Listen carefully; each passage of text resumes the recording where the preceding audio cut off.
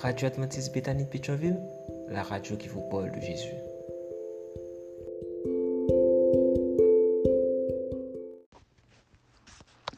La vigile matinale provient de l'œuvre de Monica Diaz, Méditation quotidienne au féminin.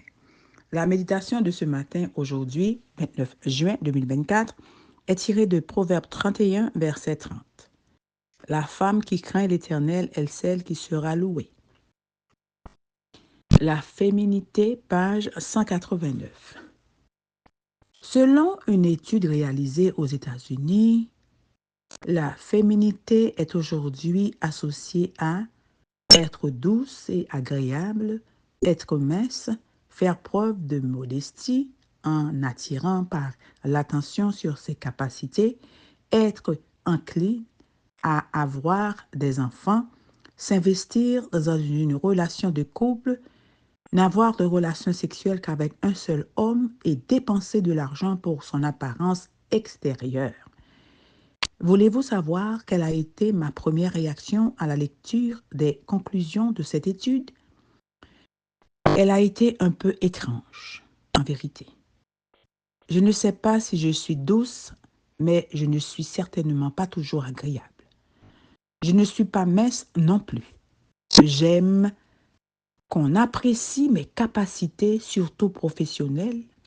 Les enfants, je ne déteste pas passer un moment avec eux et j'ai bien profité de mes nièces quand elles étaient petites, mais je n'ai jamais voulu en avoir. À ce stade de ma vie, je ne m'investis pas dans une relation de couple et l'argent que je consacre à mon apparence, il ne doit même pas atteindre 5% de mes dépenses totales. Se pourrait-il que je ne sois pas féminine? Je ne suis certainement pas masculine. Je suis une femme, je pense que c'est suffisant. Je dois juste être moi-même, authentique et vulnérable, bien dans ma peau et laisser Dieu fixer les limites de ma réussite sociale. Pourquoi devrais-je définir ma féminité en fonction de la culture? Si je le faisais, mon estime de moi s'effondrait en voyant que ma vie ne correspond pas à certaines normes. Et je sais que Dieu a besoin que je sois forte avec ce courage qui vient de la foi. Si nous n'avons pas pour parure ce qui est extérieur, mais la parure cachée du cœur, la parure personnelle inaltérable, un esprit doux et tranquille, quelle bénédiction, car voilà qui est d'un grand prix devant Dieu. C'est une partie merveilleuse de ma féminité. Si j'ai de talent, par exemple, pour réfléchir à un champ et l'acquérir, et que du fruit de mon travail, je plante une vigne, je mettrai ce talent à profit, qu'il soit considéré comme féminin ou non. Si j'ai une famille, c'est très bien. La Bible déclare que, même s'il serait bon de continuer à vivre seul, il vaut mieux se marier que de brûler de désir. Dans les deux cas, ma féminité reste intacte.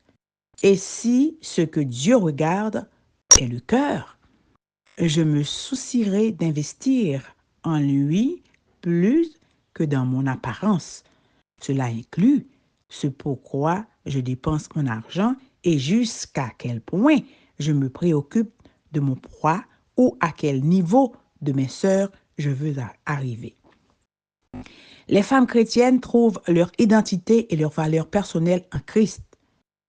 L'objectif est de trouver notre féminité dans le dessein de Dieu pour chacune d'entre nous. Il n'y a pas deux femmes identiques. Alléluia! Il n'y a pas deux femmes identiques. La femme qui craint l'Éternel est celle qui sera louée. La féminité. Amen, amen, amen.